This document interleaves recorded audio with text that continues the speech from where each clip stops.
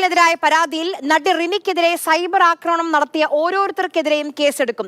രാഹുൽ ഈശ്വർ ഉൾപ്പെടെയുള്ളവർക്കെതിരെയാണ് റിനിയുടെ പരാതിയിൽ കേസെടുക്കുക. ജാമ്യമില്ലാ വകുപ്പ് പ്രകാരം കടുത്ത വകുപ്പുകൾ ചേർത്തായിരിക്കും അന്വേഷണ സംഘം കേസെടുക്കുക. അനന്തകൃഷ്ണൻ വിവരങ്ങളുമായി നമുക്കൊപ്പം ചേരുന്നുണ്ട്. അനന്തൻ, കഴിഞ്ഞ ദിവസം റിനി എണ്ണി ആരൊക്കെയാണ് സൈബർ ഇടത്തിൽ അധിക്ഷേപിച്ചത് അവർക്കെതിരെ പരാതി നൽകിയിരുന്നു. ഇനി എങ്ങനെയായിരിക്കും മുന്നോട്ടുള്ള നടപടികൾ? രാഹുൽ മാങ്കൂട്ടത്തിനെതിരെ വെളിപ്പെടുത്തൽ നടത്തിയ യുവനടിയാണ് റിനി.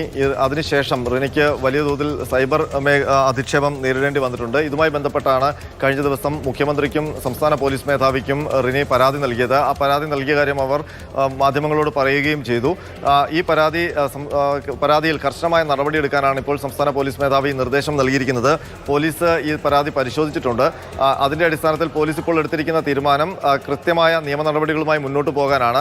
സാധാരണഗതിയിൽ ഇങ്ങനൊരു പരാതി ലഭിക്കുമ്പോൾ അതിൽ ഒരൊറ്റ FIR രജിസ്റ്റർ ചെയ്ത് എല്ലാവരെയും പ്രതി ചേർത്തുകൊണ്ടാണ് അന്വേഷണം മുന്നോട്ട് പോവുക, അല്ലെങ്കിൽ ഇത്ര പ്രതികളുണ്ട് എന്ന് രേഖപ്പെടുത്തിയാണ് മുന്നോട്ട് പോവുക. പക്ഷേ റിനിയുടെ പരാതിയിൽ മറ്റൊരു വ്യത്യസ്ത നടപടിയാണ് പോലീസ് ആലോചിക്കുന്നത്.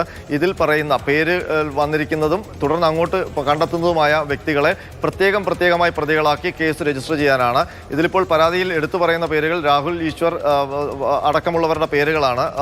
ആ പേരുകൾ 3-4 പേരുടെ പേരുകളുണ്ട്. അപ്പോൾ അവരെ എല്ലാം പ്രത്യേകം പ്രതിയാക്കി FIR രജിസ്റ്റർ ചെയ്യാനുള്ള ആലോചനയാണ് പോലീസ് നടത്തുന്നത്. മാത്രമല്ല, ഈ FIR എവിടെ രജിസ്റ്റർ ചെയ്യണം എന്നുള്ള കാര്യവും തീരുമാനിക്കാനുണ്ട്. അത് സൈബർ പോലീസ് സ്റ്റേഷനുകളിൽ രജിസ്റ്റർ ചെയ്യണമോ അതല്ല ക്രൈംബ്രാഞ്ച് ആണോ രജിസ്റ്റർ ചെയ്യേണ്ടതെന്നുള്ള കാര്യത്തിൽ ഒരു തീരുമാനമായിട്ടില്ല. ഒരുപക്ഷെ സൈബർ പോലീസ് സ്റ്റേഷനുകളിൽ തന്നെ രജിസ്റ്റർ ചെയ്താകും അന്വേഷണം മുന്നോട്ട് പോവുക.